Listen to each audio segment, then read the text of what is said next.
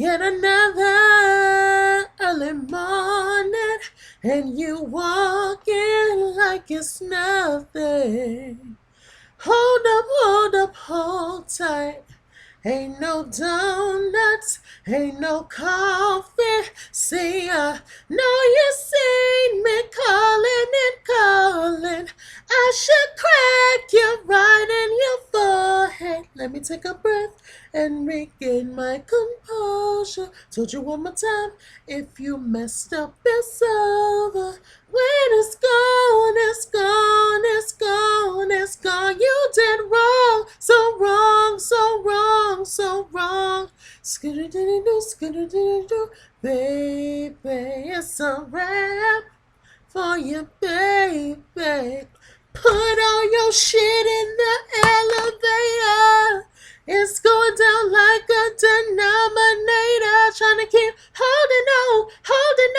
Boy, let me go. You gon' wake my neighbors. Get away from my door. That was your last shot. You ain't coming back.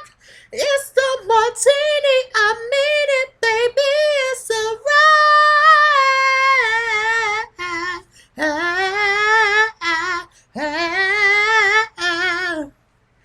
I told you, if you messed up one more time, it's over.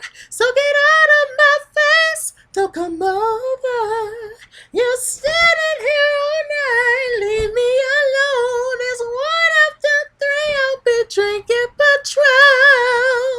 What you waiting for? It's a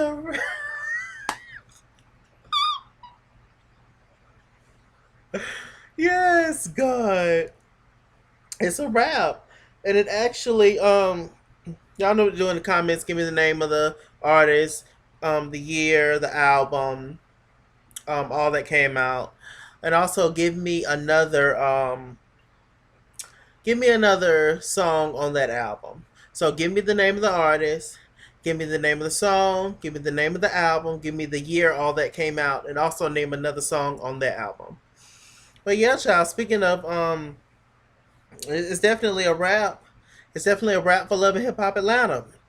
All this shit is just kind of ending abruptly. Like I wasn't expecting this to end. I didn't, cause I don't remember them saying last week that it was gonna be the season finale, and we also didn't get a Basketball Wives this week. So I don't know what the hell they're doing. I guess they're taking a big break from the whole Evelyn and Jackie thing, as if it was a big deal. I mean, who cares? But whatever. I guess somebody. Um, so it's just like, all right, like similar to the Real Housewives of Potomac. Make sure you guys go and watch my Real Housewives of Potomac review. It'll be the one before this one. That's what it'll be. Make sure you guys go and watch that review, child. And also click that bell. Always click that bell so you'll get notifications for new uploads. But yeah, that kind of ended all of a sudden. They only had damn 12 episodes, and then this is ending all of a sudden. This has, I think this is like the 16th episode or something. But it's just like, child, the season's just, I mean, in a way I'm glad that it's ending, but it's also just like, damn, could have got a warning or something? Oh. But anyway, I have to shout some people out from last week or the week before, whenever the hell the show was on, child, whenever I reviewed it.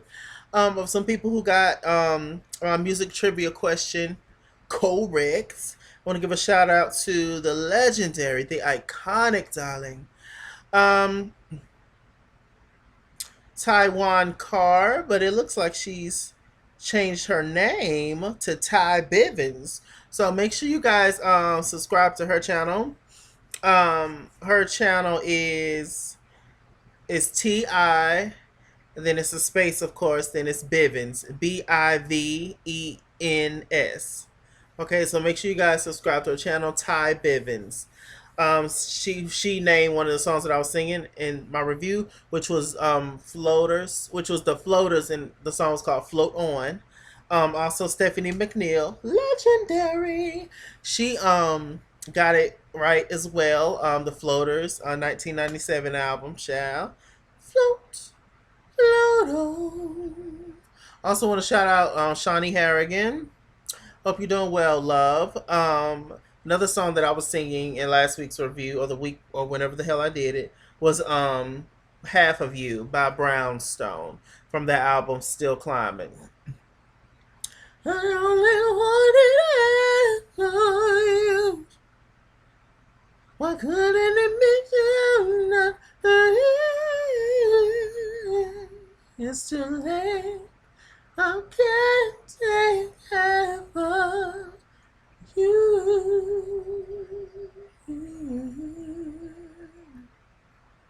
I won't take half of you. The woman that I am. Beautiful song.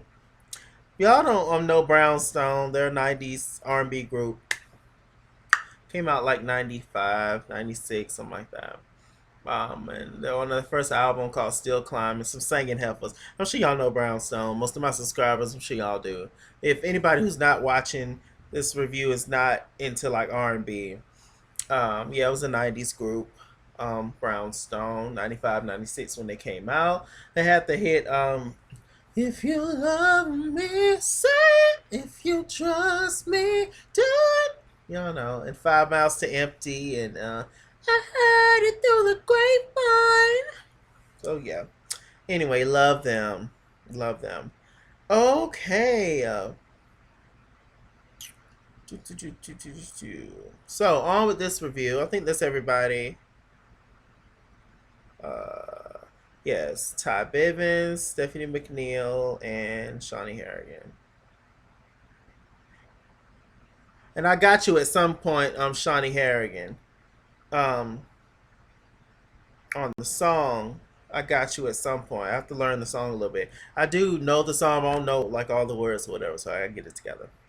Anyway, so on to this review. What does he want to talk about? Okay, it left off where it left off last time, where they went on a family vacation, meeting Rashida and the kids. And the kids surprised Rashida with Kirk being there. I don't know who'll be joyous by that, but whatever. Only Rashida, I'm assuming, and of course Jasmine, of course. You know, if he came to actually see Jasmine, I'm sure he's came to see Jasmine a lot of times. I'm sure he's came a lot around Jasmine, possibly in her. I don't know. We'll see. The verdict is still out on that, darling. So they're there talking, and all of a sudden Kirk, he hands damn divorce papers or separation papers to Rashida in front of the kids. The two oldest, Kai and Kirk's daughter, she ends up taking her little boy and her little brother, their little brother, up into the room, because you know them kids, they don't need to see this. So we have Mama Charlene, which is Rashida's mom, Mama Charlene going off, and Kurt, you know, I told you this and I told you that, and what the hell you giving us this for? And you stalling and all this kind of stuff. Just take the test, take the test. And I actually agree with Charlene. Kurt, just take the test. You're doing all these extra measures, like, sir, just take the test, please. Would you please take the test, please?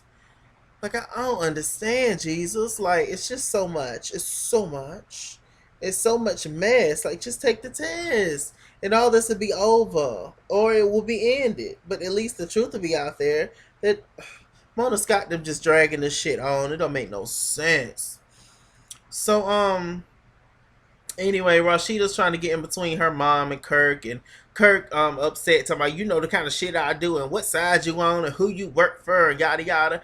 And Miss Charlene was just like, yeah, he had to, basically, you know, he's coming at me because, you know, he ain't got nobody else to come at. He got to blame somebody. So Kurt was just like, fuck these cameras, fuck love and hip hop. I don't care. You breaking up my family. The kids came back down there and took his ass on. Look at this shit here. So moving on from that scene, we have a mothers only, a vagina party, women only party. And the host is Karen King, Deb Atney, um, Tammy's mama, which I forgot her name, Mama D. No, actually, the host is Mama D because Mama D got a new palace child. Ernest still with his mama, and you know Mama D still trying to work on getting the king back, which is Ernest. Okay, so we got Deb, we got Tammy's mama, we got Mama D, we got Karen King, Tommy's mother, and I think that's it. Yeah. So basically, their whole thing is they're trying to get Tommy and her mom to come together and be mother and daughter again. They have a very estranged estranged, is that the word?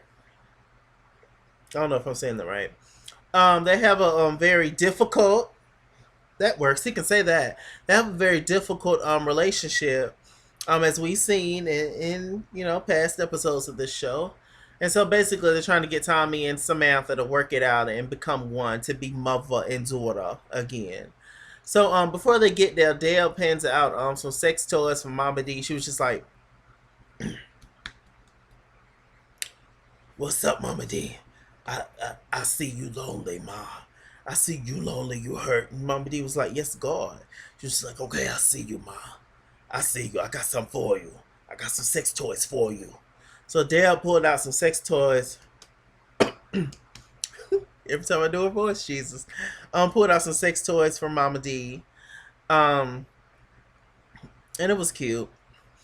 So on the ride there, we have Tammy and Tommy. They told Tammy just to come by. Mama D having a cookout, come eat. Tammy's just like, free food. We come and we on our way.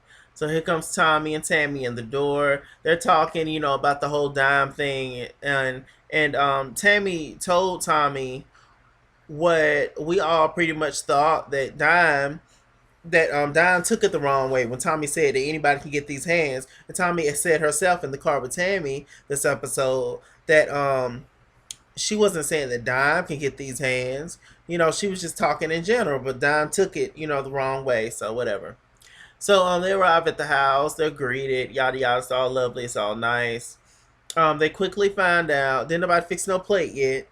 They quickly, well, except for the mamas that was there, but Tammy and Tommy, they didn't even get to fix them no damn plate. That's what I would be the most upset about. Like, you don't came here trying to give me an intervention. I can't even fix no plate to go. But anyway, so they quickly realized it was an intervention. Before Tommy thought that Tammy set her up, Tammy was just like, "Look, Ma, I done set you up. They did the shit on their own. I ain't know what the hell was going on, and they did what they had to do to get you here."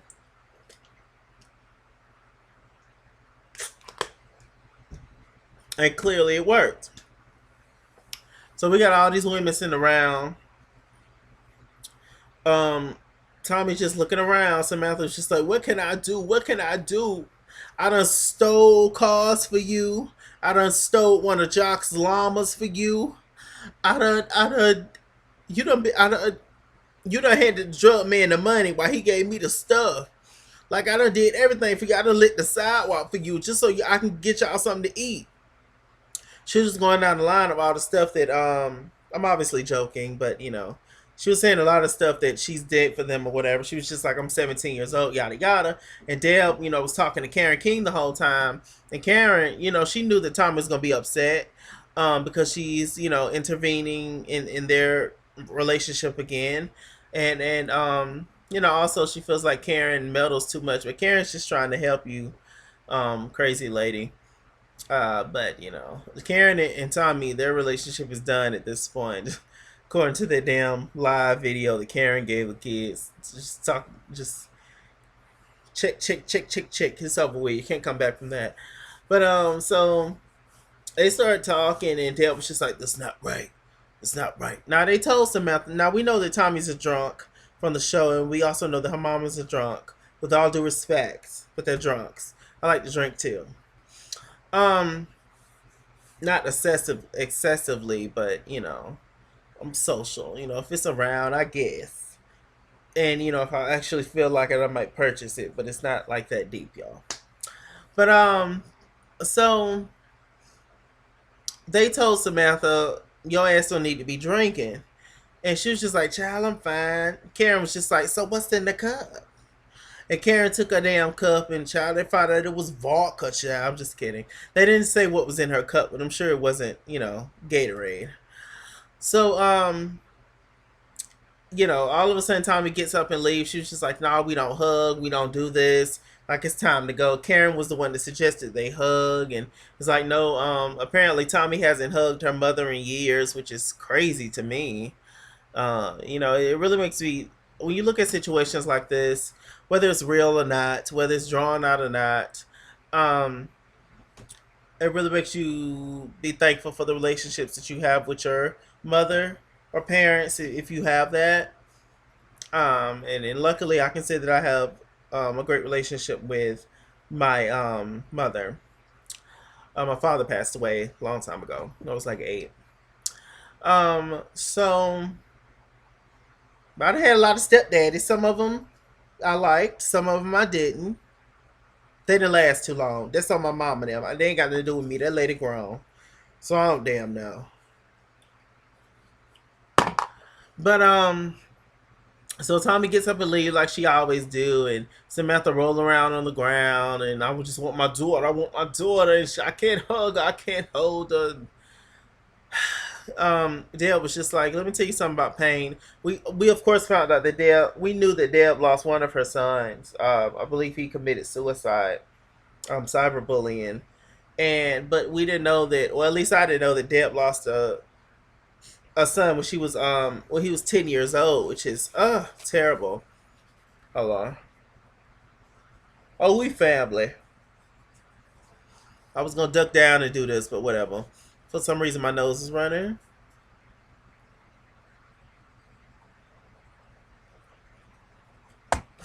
My God. Sometimes you got to get in there, Jesus. But so that was just very sad to lose a child at 10 years old, and then to lose another child. It's too much. It really is. So that was a very touching scene. So actually, Tommy and her mother, they did decide to go to therapy. We meet Dr. Sherry, which is the Braxton Family Values lady, the therapist. She's talking to both Tommy and Samantha, and Tommy was just like, my mother wasn't there, and um, it was a lot that happened, and all this, and basically Tommy was just going down the list of the things that her and her mother are lacking on, and her mistakes, and the mama couldn't take it. She got up and left. She was just like, I'm just sick of her always blaming me for being a bad mother and this and that. Dr. Cherry goes to get the mother, and they come back in there, and her mom drops down on her knees. She say, I'm so sorry and so sorry. They end up hugging, and that was a beautiful scene. To see that, you don't really want to, honestly, your family is all you got, really, at the end of the day. Especially your mother. So you always want to keep that relationship whole. So hopefully Tommy and her mother's working things out. But once they hit their liquor cabinet up, it back to the same old shit. So let's see. Mm, Jocelyn Jocelyn had a scene, child, with Stevie. They met up at this little juice joint, at this little smoothie place, and she brings in Bonnie Bella, the little baby. Apparently, Jocelyn done blocked Stevie on whatever, and he ain't seen the baby. And I didn't even know Stevie had a sister, and apparently the sister been watching Bonnie Bella too. So Bonnie's aunt or whatever. So I don't damn know. But yeah, child, when Bonnie Bella came in there with them little pig things on her head, I was like, all right, I'm not gonna talk about the baby. God bless her. Mm. All Stevie kids look like him. All the girls too. And Steven is a handsome man. Stevie, but Steven's features on a female. Okay, so anyway, just picture Stevie in a wig. All right. Okay, but anyway, um, but a little, she had a cute outfit. The little baby, it was so cute.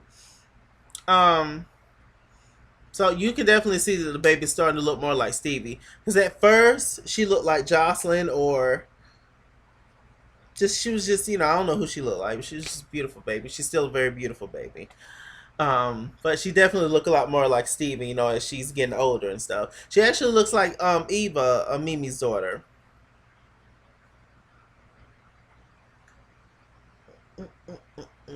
Okay. So, um,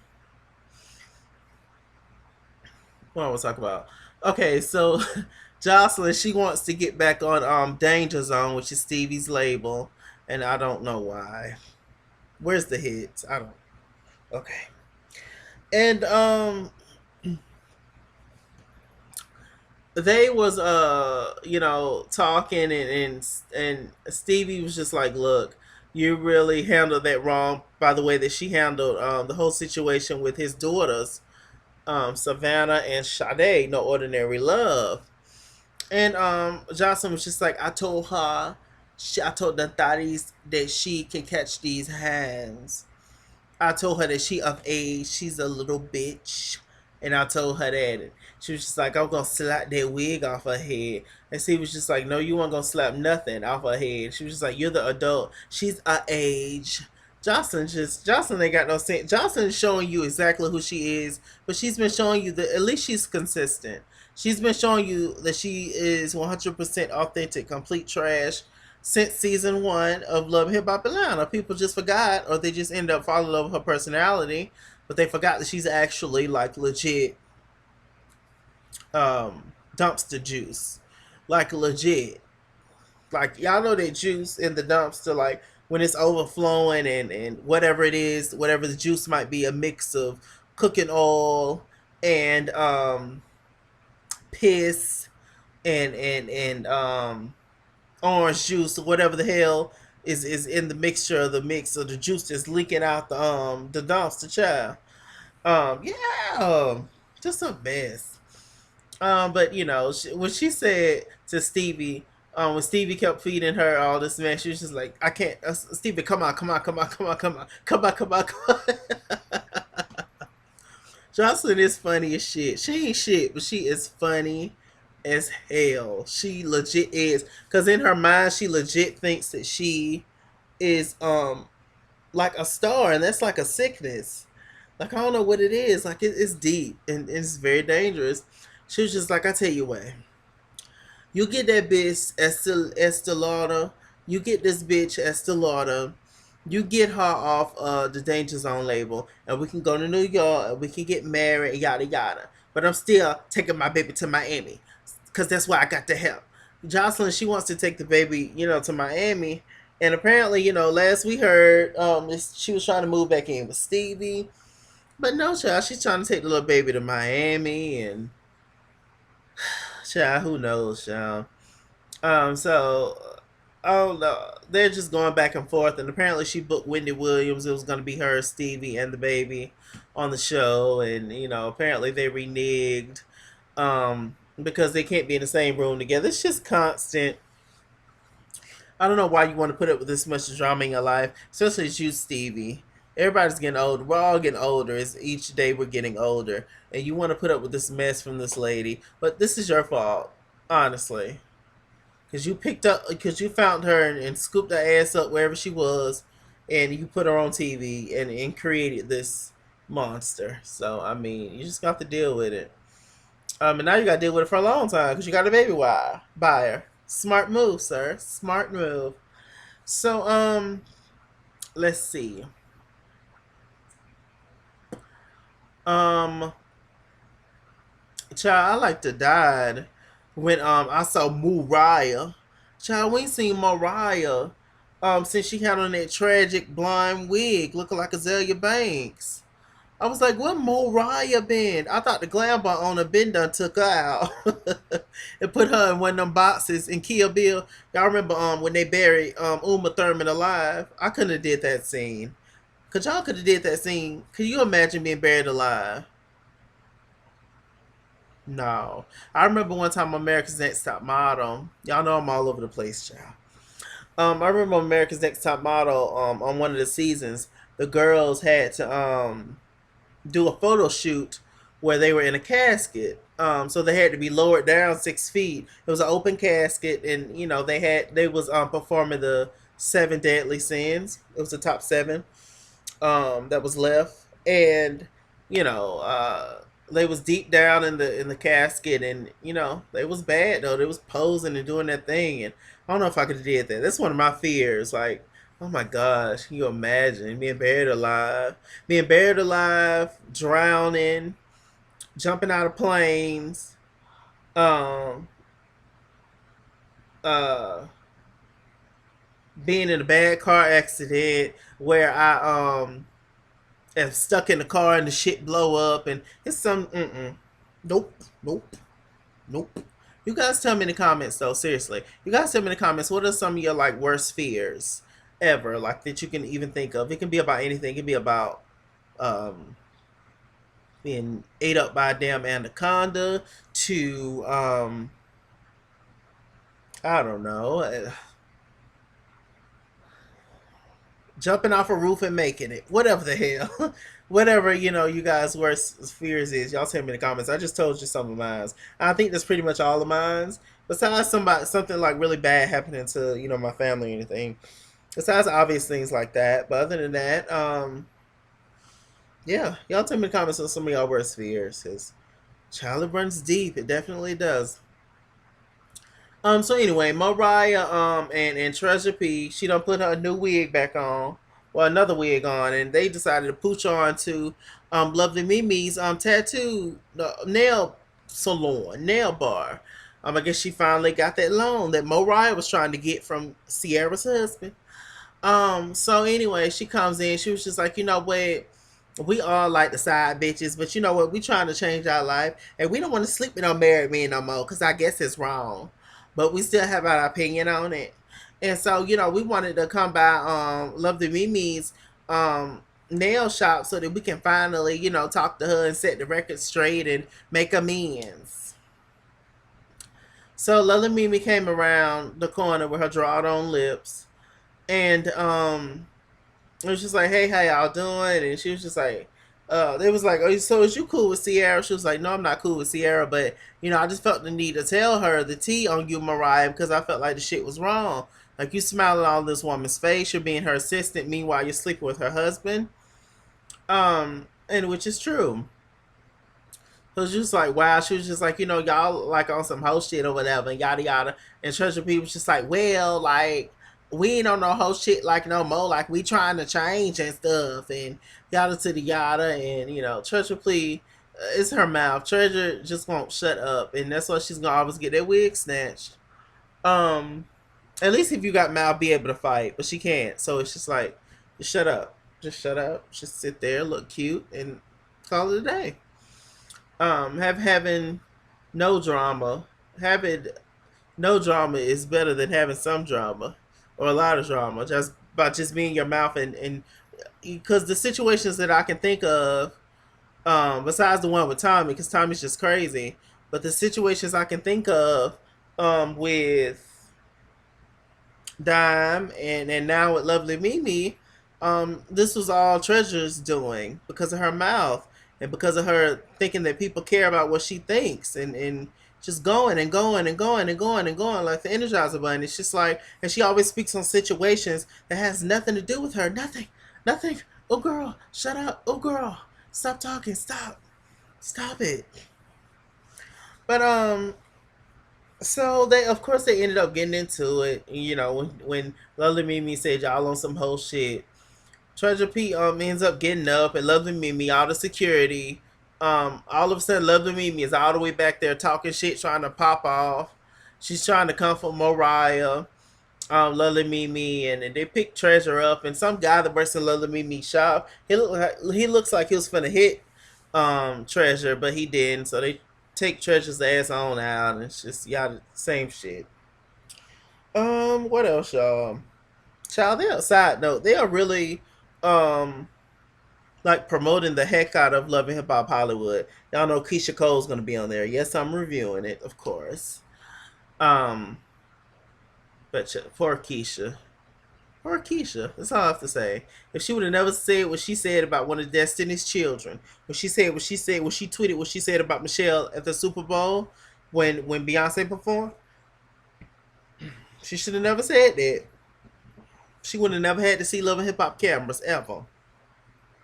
And I heard that Mona Scott had reached out to Keisha Cole before, but she was too big at the time. You know, she was like, I want this, I want that, I want this much money. But now I heard Keisha Cole reached out to Mona Scott. I guess maybe she got some advice from her friend Remy Ma.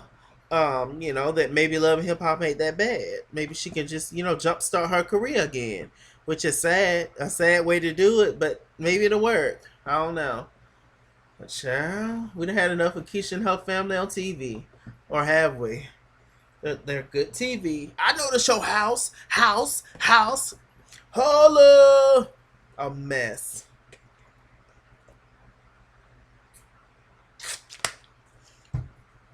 Okay, so Stevie J is he is convinced. Well, before I talk about that, there was a scene with Rashida and Charlene and the daughter. They was in the shop talking, and the daughter is very much so. She grew up with Rashida, so Rashida practically raised her, even though she's not her biological mother. So you know, it's just Rashida's been with Kirk a long, long time, so she gets along with all the baby mamas, however many he got. So it's quite lovely. It really is.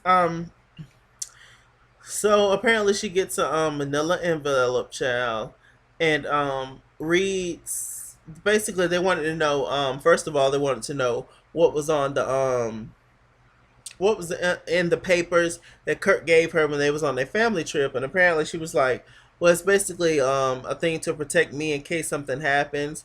And basically he's leaving everything to her, and Rashid was just like, "I deserve it for all the stuff I've been through. I'm just shocked that he actually did that." It's like, child, whatever.